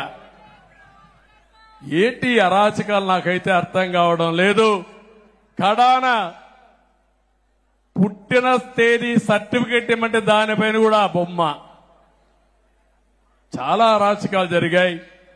ఇంకా నిన్న మొన్న చూస్తున్నారు అరాచకాలు. ప్యాలెస్ల కథ చూస్తున్న తర్వాత మాట్లాడదాం. అయ్యింది ఇప్పుడు నేను మాట్లాడను. అందుకని నేను మిమ్మల్ని అందరినీ ఇవన్నీ చేసి ఈరోజు మీకు అందరికీ ఒకటి హామీ ఇస్తున్న. ఈ మూడే కాదు, నాలుగోది ఏదైతే ఈరోజు రాష్ట్రంలో అన్నా క్యాంటీన్ పెడతానని ఆ రోజు చెప్పారు. 203 ప్లేసుల్లో శాంక్షన్ చేశాం. 183 ప్రారంభించాం. వీళ్ళు వచ్చిన తర్వాత అవన్నీ కూడా ఇష్టానుసారంగా చేసి దెబ్బతీసే పరిస్థితికి వచ్చారు. అందుకే అన్ని రిపేర్లు చేయమన్నాం. ఒకేసారి 183 అన్నా క్యాంటీన్లు ఓపెన్ చేస్తామని హామీ ఇస్తున్నాను, అనౌన్స్ చేస్తున్నాను. ఆ తర్వాత ఇంకా అవసరమైతే అవసరం కొద్దీ అన్నా క్యాంటీన్లు పెంచుతాం. ఈ అన్నా క్యాంటీన్లు పెంచి దీనికి ఒక ఏర్పాటు కూడా చేస్తున్నాం. ఎవరైనా మీరు పుట్టిన తేదీన 10 మందికి భోజనం పెట్టాలంటే కుప్పంలో ఉండే అన్నా క్యాంటీన్ పెట్టచ్చు, జిల్లాలో ఉండే అందరికీ కావాలంటే పెట్టచ్చు. ఇంకా శక్తి ఉంటే రాష్ట్రంలో ఉండే అందరికీ పెడితే మీ ఫోటో కూడా అక్కడ వేసి అవసరమైతే మీరు మాట్లాడాలంటే ఫోన్లో కూడా మీరు వాళ్ళతో మాట్లాడి మీకు ఓపిక ఉంటే అక్కడ పోయి సర్వ్ చేసే అవకాశం ఇచ్చి పేదవాళ్లతో అనుసంధానం కావాలని నేను కోరుకుంటున్నా. సమాజ సేవ కోసం ఒక యుగ పురుషుడు ఎన్టీ రామారావు గారు టీటీడీలో అన్నదానం పెడితే 1,00,000 మందికి ఈరోజు ఫ్రీగా అన్నదానం చేస్తూ ఇప్పటికే 1,000 కోట్ల రూపాయలు ఫిక్స్డ్ డిపాజిట్ ఉంది. మంచి కార్యక్రమానికి ఎప్పటికి కూడా ఏమాత్రం అవరోధాలు ఉండవు. తప్పకుండా ఈ అన్నా క్యాంటీన్ ఒక మంచి కార్యక్రమం. దీన్ని లాజికల్ గా తీసుకెళ్తాం. ఇక్కడ రవిని నేను మనస్ఫూర్తిగా అభినందిస్తున్నా. ఎన్ని ఇబ్బందులు పెట్టినా చాలా గట్టిగా ఉండి ఇక్కడ విభేదించి అన్నా క్యాంటీన్ సుజావుగా నడిపించినటువంటి రవిని మీ అందరి తరపున మనస్ఫూర్తిగా అభినందిస్తున్నానని చెప్పి కూడా నేను మీకు తెలియజేస్తున్నా. ఈ 3-4 కార్యక్రమాలే కాకుండా ఇంకో కార్యక్రమం ఉంటుంది. రెండమ్మా,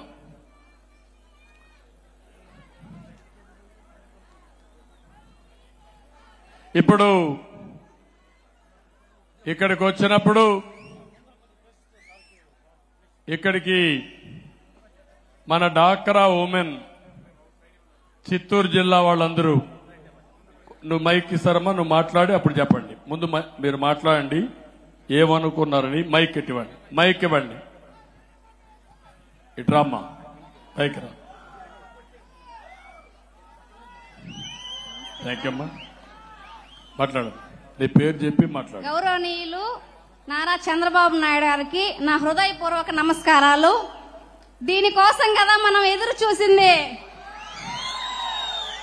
ఈ రోజు ఇంత ఆనందంగా ఉన్నామంటే డ్వాక్రా మహిళల కోసం 25 సంవత్సరాల ముందు సార్ గారు వేసిన విత్తనం మహావృక్షమై ఆ వృక్షం కింద ఎన్నో లక్షల కుటుంబాలు శ్వాస తీర్చుకుంటున్నాయి.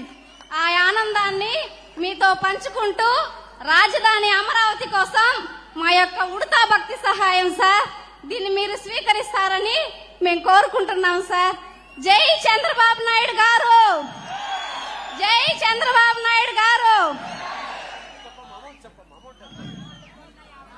మొత్తం కొంచెం చిత్తూరు జిల్లా సంఘ సభ్యులైన 4 లక్షల మంది సంఘాలు మొత్తం 4.5 కోట్ల రూపాయలు రాజధాని అమరావతి కోసం విరాళంగా ఇచ్చున్నాం. కనపండి ఈ పక్క అటెళ్ళం.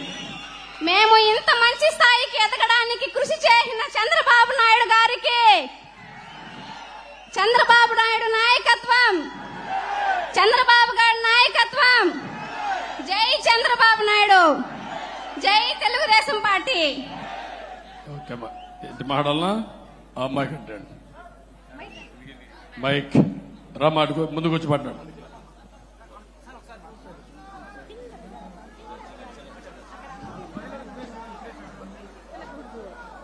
మన ఇంటి ఇలవెల్పు, మన ఆంధ్రప్రదేశ్ రాష్ట్ర నిర్మాత, మన రాజధానిని ఏర్పాటు చేసే సత్తా ఉన్న నాయకుడు, ఏకైక నాయకుడు మన నారా చంద్రబాబు నాయుడు గారికి జై కొడుతూ మనమందరం మన ఆంధ్రప్రదేశ్ తరపున మన ఇంటికి వచ్చిన మన దేవత, మన దేవుడు, ఆరాధ్య దేవునికి వందనం తెలుపుతూ, మన ఇంటికి వచ్చిన మన తండ్రి లాంటి వారికి నమస్కరిస్తూ, మా అన్న చంద్రబాబు నాయుడు సార్ గారికి మా సంఘ మహిళలందరి తరపున మన సంఘాలను ఏర్పాటు చేసి చిన్న చిన్న సంస్థల నుండి పెద్ద సంస్థల వరకు ప్రతి ఒక్క ఆఫీస్లోనూ, ప్రతి ఒక్క సంఘంలోనూ మహిళలకు తమ వంతుగా 30% ఇచ్చి అందరూ సమానంగా ఉండాలని మన మహిళలందరికీ గ్రామాలకెళ్లి సంఘాలను జన్మభూమి కార్యక్రమం కింద గ్రామలక్ష్మి అని ఏర్పాటు చేసి విజయలక్ష్మి మేడంను పిలిపించి సంఘాలకు ట్రైనింగ్ ఇప్పించి సంస్థలను ఏర్పాటు చేసిన ఏకైక నాయకునికి మన అందరి తరపున, మన సంఘ సభ్యుల తరపున, మెప్మా మున్సిపాలిటీ ప్రాజెక్ట్ తరపున మేము 1 కోటి రూపాయలు విరాళంగా ఇస్తున్నాం సార్. దానిని మా అందరి తరపున స్వీకరించాలని మరీ కోరి మనవి చేస్తున్నాం సార్. ఇప్పుడు ఒక వినూత్నమైన అనుభూతి, దగ్గర 95-97 ఆ ప్రాంతంలో నేను డాక్రా సంఘాలను ఏర్పాటు చేశాను. డాక్రా సంఘాలు స్వయం సహాయక సంఘాలు. అంత మునుపంతా కూడా కోఆపరేటివ్ ఉంటే దీనివల్ల గవర్నమెంట్ పెత్తనం ఎక్కువ ఉంటుంది. ఆ పెత్తనం లేకుండా వాళ్లే రెగ్యులేట్ చేసుకునే విధంగా 10 మంది కంటే మించకుండా మాక్సిమం 10 కంటే తక్కువ 10-11 వరకు పెట్టి సంఘాలను ఏర్పాటు చేశాం. సమైక్య ఆంధ్రప్రదేశ్లో ఏర్పాటు చేసిన సంఘాలు ఒక బలమైన సంఘాలుగా తయారైనాయి. భారతదేశానికి ఒక ఆదర్శంగా తయారైనాయి. ప్రపంచమంతా వెళ్లే పరిస్థితికి వచ్చారు. వీళ్ళకు భాష రాకపోయినా అక్కడికి పోయి ట్రైనింగ్ ఇచ్చే పరిస్థితి వచ్చింది. నేను చేసింది ఆ రోజు వీళ్ళు చేసే కార్యక్రమాన్ని ప్రోత్సహించడం. వాళ్ళు రూపాయి పొదుపు చేసి నేను రూపాయి రివాల్వింగ్ ఫండ్ ఇచ్చాను. ఆ డబ్బులు వడ్డీకి వాళ్లే మార్చుకుని ఎక్కడికక్కడ ఇది పెంచుకుంటూ మళ్లీ ఎన్నికలప్పుడు పసుపు కుంకుమ కింద ప్రతి ఒక్క మహిళకు 10,000 రూపాయలు ఇచ్చిన పార్టీ తెలుగుదేశం పార్టీ. ఇదే కాకుండా వడ్డీ లేని రుణాలు ఇచ్చి వీళ్ళ ప్రోత్సహించాను. కానీ ఎన్నో ప్రభుత్వాలు మారాయి కానీ మా డాక్రా సంఘాలను మాత్రం ఎవ్వరూ ఏమీ చేయలేకపోయారంటే అది నేనేసిన పటిష్టమైన ఫౌండేషన్. ఎవరు కూడా షేక్ చేయలేకపోతున్నారు. ఒకవేళ షేక్ చేయాలంటే వాళ్లే షేక్ అయిపోతారు కాబట్టి భయపడి ఎవరూ రాలేదు.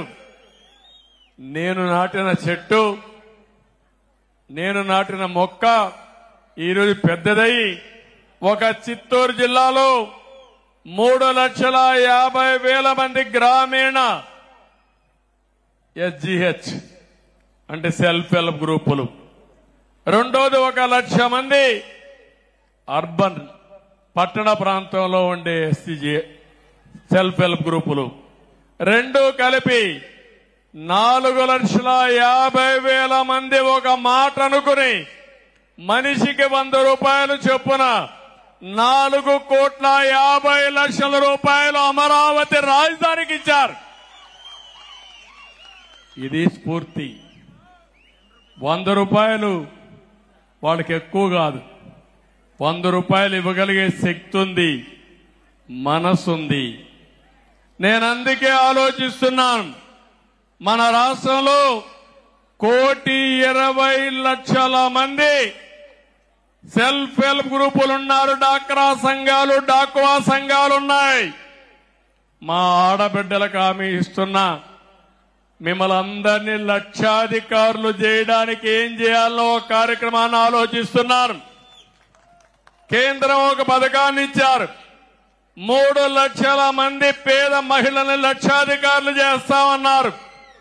ఆ 3 లక్షల మంది 3 కోట్ల మందిలో ఒక 60-70 లక్షల మంది మినిమం మన ఆంధ్రప్రదేశ్ లక్షాధికారులు చేస్తారని ఆ కార్యక్రమానికి శ్రీకారం చుడతాం.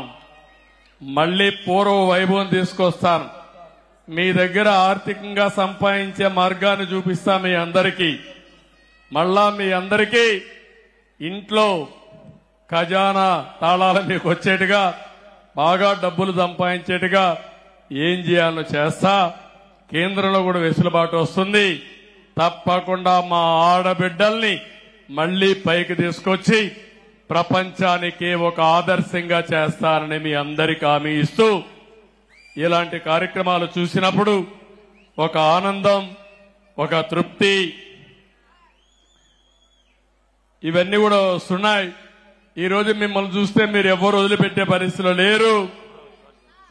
ఈరోజు ప్రేమ్ కుమార్ కూడా అమరావతి కోసం 1,00,000 రూపాయలు విరాళం ఇచ్చే పరిస్థితికి వచ్చాడు. ఓసారి నేను ప్రమోట్ చేయడం లేదు కానీ స్వచ్ఛందంగా చాలా మంది ముందుకు వస్తున్నారు. నిన్న ఒక అమ్మాయి వచ్చింది, నాకే ఆశ్చర్యం వేసింది. అమరావతి కోసం ఇంత మునుపు 1,00,000 రూపాయలు ఇచ్చింది బంగారం అమ్మి. నిన్న మళ్లీ వచ్చి 3 ఎకరాలు భూమి ఉంటే ఎకరా భూమి అమ్మి 25 లక్షల రూపాయలు చెక్ తీసుకొచ్చింది.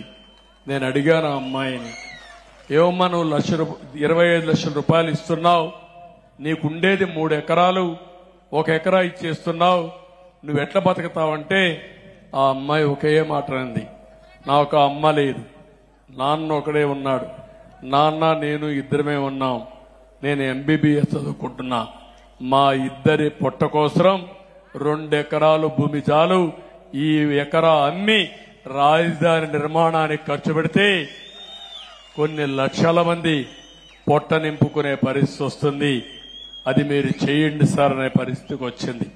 అది స్ఫూర్తి. అలాంటి వాళ్ళు చూసినప్పుడు నాకు అనిపిస్తుంది ఇంకా ఈ ప్రపంచంలో మంచి బ్రతికే ఉంది. అవునా కాదా? చెడు వ్యక్తులు కూడా ఉన్నారు, కానీ మంచి బతికుంది.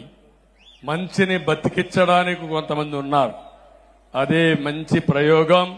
చాలా సంతోషం. మళ్ళా మాట్లాడదాం ఇప్పుడే. దాన్ని ఇలాంటివన్నీ జరుగుతున్నాయి.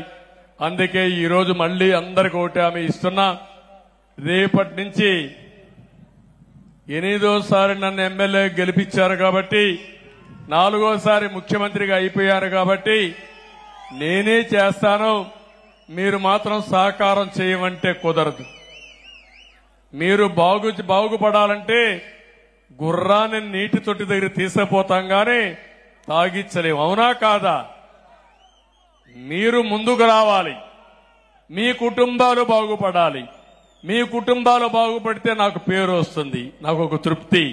మీరు బాగుపడితే అది చూసి నేను ఆనందపడాలని ఏకైక కోరిక. 8 సార్లు ఓట్లేసిన మీ రుణం తీర్చుకున్నానని ఒక తృప్తి. దీనికి మన నియోజకవర్గంలో కూడా ఈ మధ్య ఒకప్పుడు అందరూ మంచి వాళ్ళు ఉండేవాళ్ళు, కానీ అక్కడక్కడ ఒకరిద్దరు తయారయ్యారు. ఇప్పుడు పుల్లలు పెట్టేవాళ్ళు తయారయ్యారు, కానీ వాళ్ళ గురించి బాధ లేదు. మనందరం ఒకటైతే వాళ్లే మారతారు, మారకపోతే మారుస్తాం. దాని గురించి నాకు బాధ లేదు. ఈ రోజటి నుంచి మన సంక్షేమం, అభివృద్ధి రెండు కూడా సమాంతరంగా ముందుకు పోవాల్సిన అవసరం ఉంది. ప్రతి ఒక్క కుటుంబం అర్థం చేసుకోవాలి. నేను చెప్పింది ఎన్నోసార్లు చూశాను. ఎంతమంది ఎన్ని చెప్పినా కడాన మీలో ఉండే మంచితనం చూస్తే నా విషయం వచ్చినప్పుడు ఎవ్వరి మాట వినకుండా నేను చెప్పిన మాట విని నాతో ఫాలో అవుతున్నారు.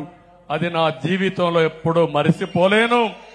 అందుకే ఈరోజు మీ అందరి ముందర చెప్పాను, రేపటి నుంచే నేను చెప్పిన ప్రతి ఒక్క విషయం కార్యరూపం దాలుస్తుంది.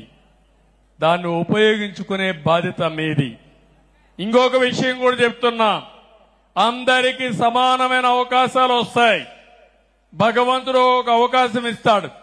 ఆ అవకాశాన్ని అందిపుచ్చుకుంటే మీరు ఇంకొక స్టెప్ ముందుకు పోయే పరిస్థితి వస్తుంది. ఇప్పుడు ఉదాహరణ నేను ఒక మాట చెప్పాను, 4,000 రూపాయలు 63,50,000 మందికి ఈ నెల నుంచి ఇస్తున్నాం. ఒక నెలలో 7,000 ఇస్తున్నాం ఈ నెలలో అయితే. కానీ అలాంటి ముసలి వాళ్ళని మీరు జాగ్రత్తగా చూసుకోవాలి, మీ ఇంట్లో ఉండేవాళ్ళని. నేను పింఛన్ ఇవ్వక మునుపు అలాంటి ముసలి వాళ్ళని మీరు చీదరించుకునే పరిస్థితి ఉండేది. ఈ ముసలోళ్ళు ఇంకా బతుకున్నారు, మేమే కష్టాల్లో ఉన్నాం, మా కష్టం వెళ్ళి ఎక్కడ పెడదామని. ఇప్పుడు మీరేమీ వాళ్ళని చూసుకోవాలని పని లేదు. నేను ఇచ్చిన డబ్బులే వాళ్ళకు సరిపోతుంది. వాళ్ళ గౌరవంగా మీరు పలకరిస్తే వాళ్ళు ఇంకొక 5-6 ఏళ్ళు ఎక్కువ బతుకుతారు. ఎక్కువ బతికితే మీకు కూడా వెసులుబాటు వస్తుంది, ఇంటికి కూడా. అవునా కాదా? ఆ గౌరవాన్ని పెద్దలు కోరుకునేది గౌరవమే. మిమ్మల్ని పెంచి పోషిస్తారు. చివరి రోజుల్లో కన్న కొడుకు చూసుకోవాలని, కన్న కూతురు చూసుకోవాలని, గౌరవంగా బ్రతకాలని చూస్తారు. ఆర్థిక ఇబ్బందుల వల్ల కొంతమంది చూసుకోలేకపోతే ఆ బాధ్యత ఈరోజు నేను ఎన్నోసార్లు చెప్పాను, మీ ఇంటికి పెద్ద కొడుకుగా ఉంటా, మిమ్మల్ని ఆదుకుంటానని చెప్పి నా బాధ్యత నేను నెరవేర్చానని చెప్పి నేను మీకు తెలియజేస్తున్నా.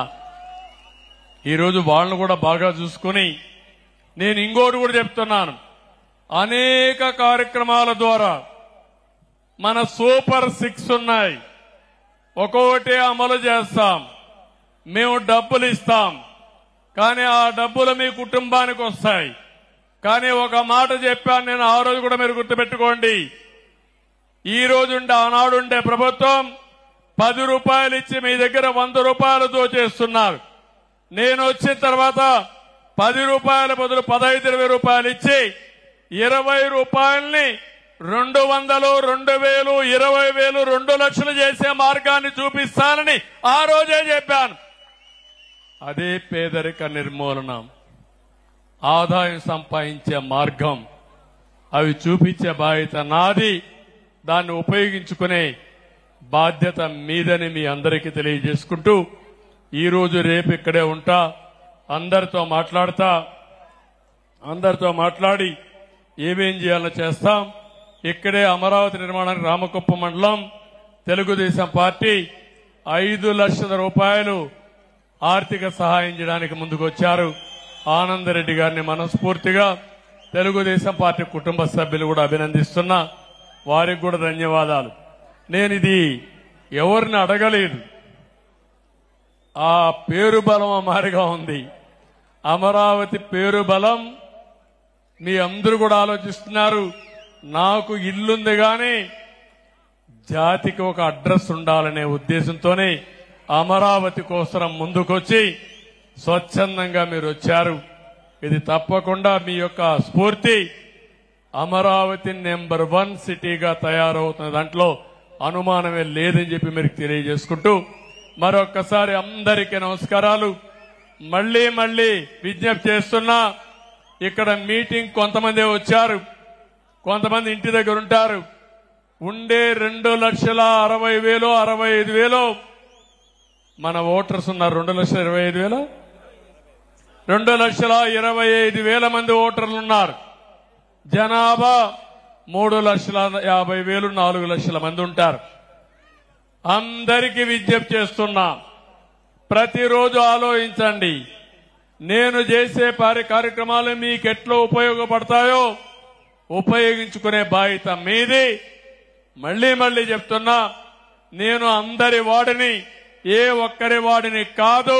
మీ ఇంట్లో ఒక కుటుంబ సభ్యుడిగా ఉంటా, మీకు అండగా ఉంటా, తోడుగా ఉంటా, మీ కష్టాలు తీర్చడానికి అనునిత్యం మీకు సహాయకారిగా ఉండి మిమ్మల్ని ఆదుకుంటానని మరొక్కసారి తెలియజేసుకుంటూ, ఎవరెన్ని చెప్పినా వినకుండా నేను కూడా మొత్తం కంప్యూటరైజ్ చేస్తాను.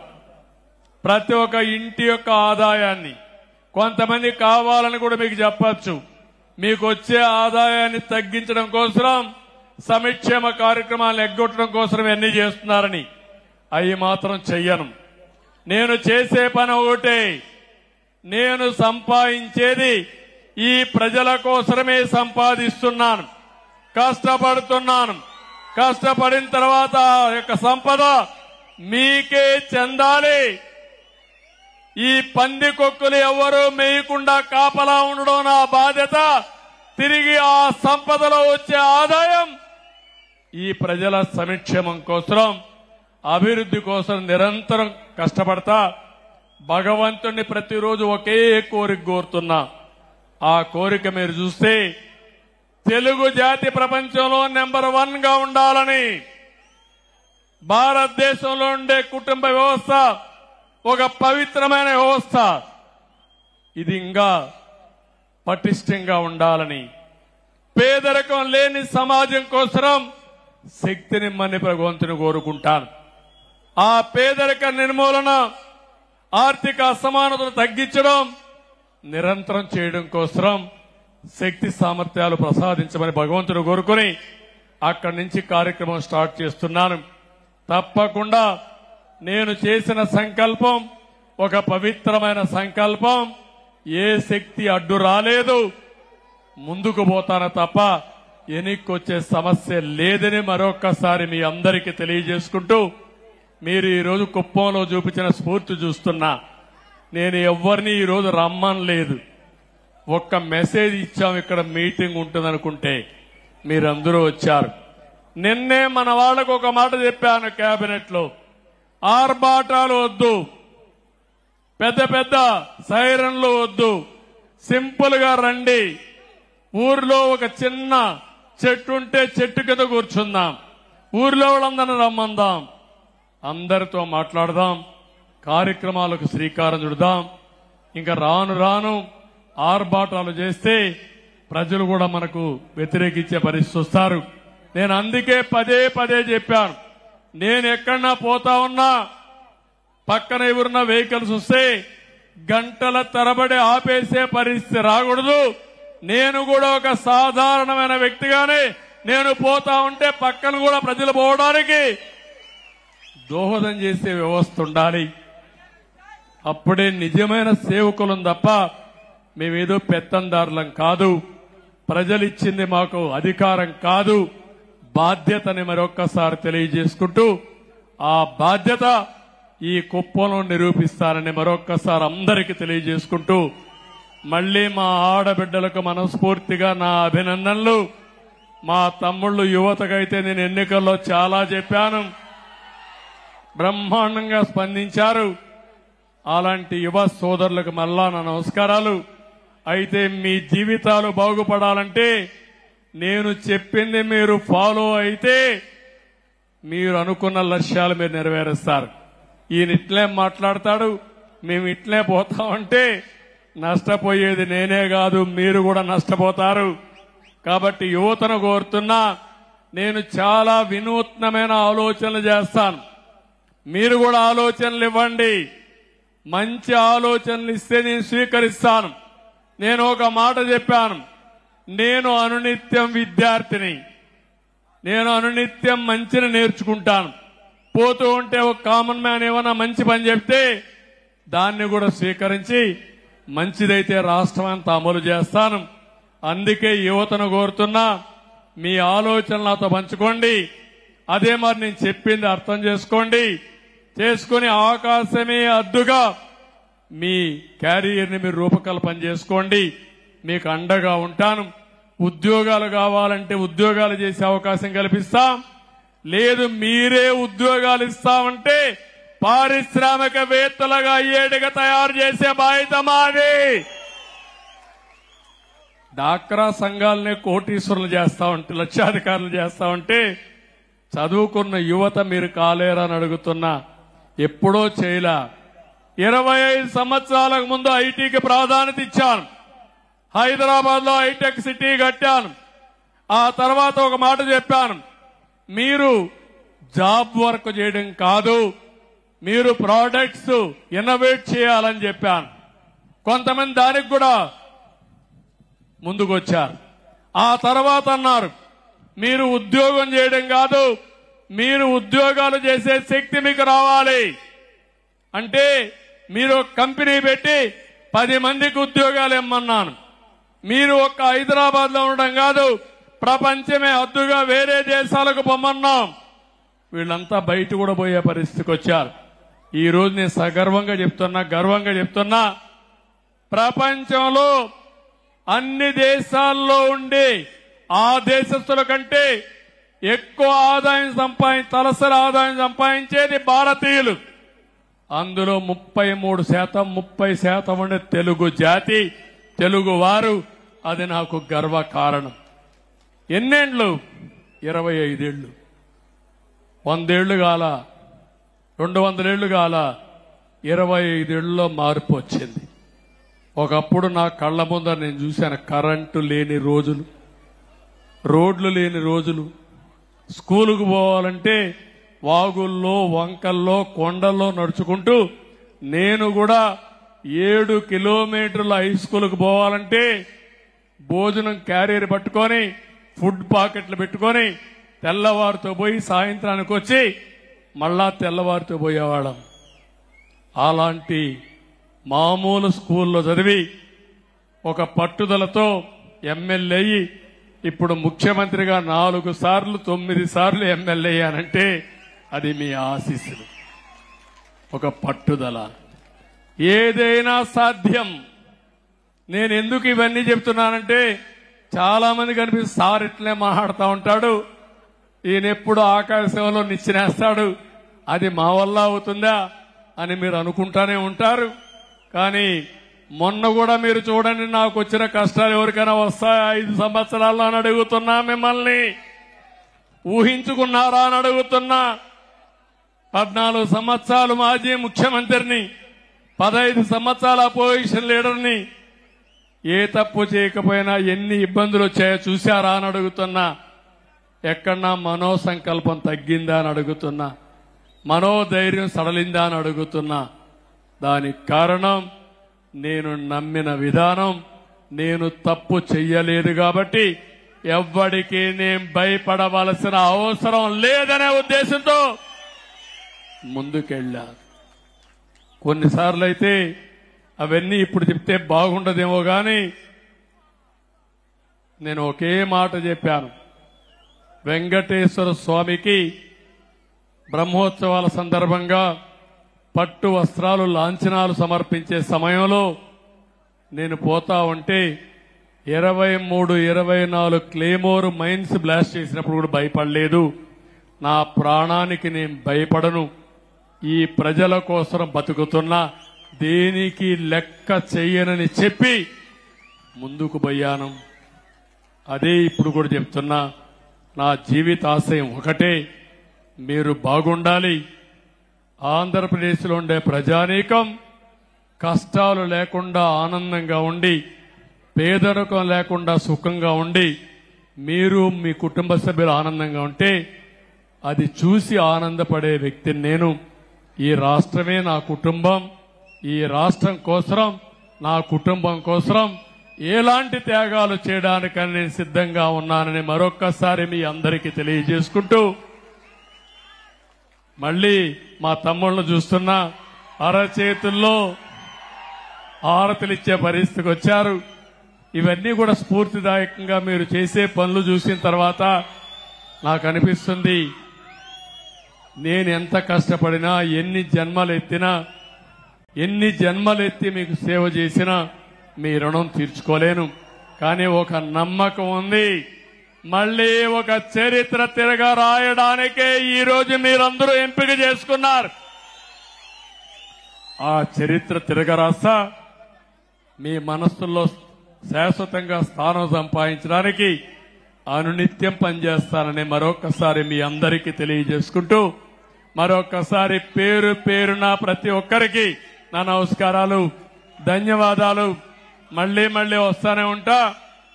ఇవన్నీ సెట్ అయ్యే వరకు 3 నెలలకు ఒకసారి వస్తా, సెట్ చేస్తా. సెట్ చేసిన తర్వాత మానిటర్ చేస్తా. మానిటర్ చేసి మీరందరూ ఆనందంగా ఉండే వరకు మీకు అండగా ఉండే బాధ్యత నాది నాది నాదని మరొక్కసారి విజ్ఞప్తి చేస్తూ అందరికీ తెలియజేసుకుంటూ సెలవు తీసుకుంటున్నా. నమస్కారాలు, ధన్యవాదాలు. Thank you. అందరికీ శిరస్సు వంచిన నమస్కారాలు తెలియజేస్తున్నా. ఇక్కడే రవి అన్నా క్యాంటీన్ నడుపుతుంటే నడిపిన దానికి 700. ఇక్కడ ఒక ల్యాండ్ ఇవ్వమన్నాడు, పార్టీ ఆఫీసులు ఇస్తాను కూడా చెప్పాను. ఎప్పుడు అధికారంలో ఉన్నా అపోజిషన్ లో ఉన్నా సిబిఎన్ పేరుతో శాశ్వతంగా అన్నా క్యాంటీన్ రన్ చేయాలని రవి అభిప్రాయం. తప్పకుండా రవి, అది జయప్రదం అవుతుంది. నువ్వు ముందుకెళ్ళు, అన్ని విధాలా సహకరిస్తాం. Thank you. అందరికీ చెప్తూ ఇక్కడ ఉండే తెలుగుదేశం పార్టీ కుటుంబ సభ్యులకు ప్రత్యేకంగా నమస్కారాలు, ధన్యవాదాలు. రాష్ట్రం మొత్తం తెలుగుదేశం పార్టీ కార్యకర్తలు గాని, జనసేన కార్యకర్తలు గాని, జన సైనికులు గాని, బీజేపీ కార్యకర్తలు నాయకులు గాని ఈసారి నా జీవితంలో చూడని ఐక్యత, చూడని పట్టుదల వచ్చింది. అందరూ సమిష్టిగా పనిచేశారు. వీళ్ళందరి సమిష్టి కృషి ఫలితమే ఈరోజు బ్రహ్మాండమైన హిస్టారిక్ ఎన్నికల రిజల్ట్స్ వచ్చాయి. వాళ్ళందరినీ పేరు పేరున మనస్ఫూర్తిగా అభినందిస్తూ, ఎవరైతే కష్టపడి పనిచేసిన అందరి కార్యకర్తలకి న్యాయం చేసే బాధ్యత మేము తీసుకుంటామని అందరికీ తెలియజేసుకుంటూ, మరొకసారి మీ అందరికి కూడా కార్యకర్తలకు ధన్యవాదాలు. ప్రజలు ఓట్లేయాలని సంకల్పం ఉన్నా వాళ్లకు నాయకత్వం ఇచ్చేది మీరు. రేపు ఏదైనా మంచి చేయాలన్నా మళ్లీ వాళ్ళకు అండగా ఉండేది మీరు. అలాంటి మిమ్మల్ని అందరినీ అభినందిస్తూ, అక్కడే ఎంఆర్పీఎస్ కూడా బ్రహ్మాండంగా పనిచేశారు. వాళ్ళను కూడా మనస్ఫూర్తిగా పనిచేస్తున్నా. ఎన్నికల ముందే చెప్పాను, ఏబిసిడి కేటగరైజేషన్ జిల్లాల వారీగా పెడతామని కూడా నేను చెప్పాను. దానికి కూడా కట్టుబడి ఉంటాం. అన్ని వర్గాల న్యాయమే ఎన్డీఏ అభిమతం. అందరికీ న్యాయం చేస్తామని మరొక్కసారి తెలియజేసుకుంటూ అందరికీ నమస్కారాలు. జై హింద్.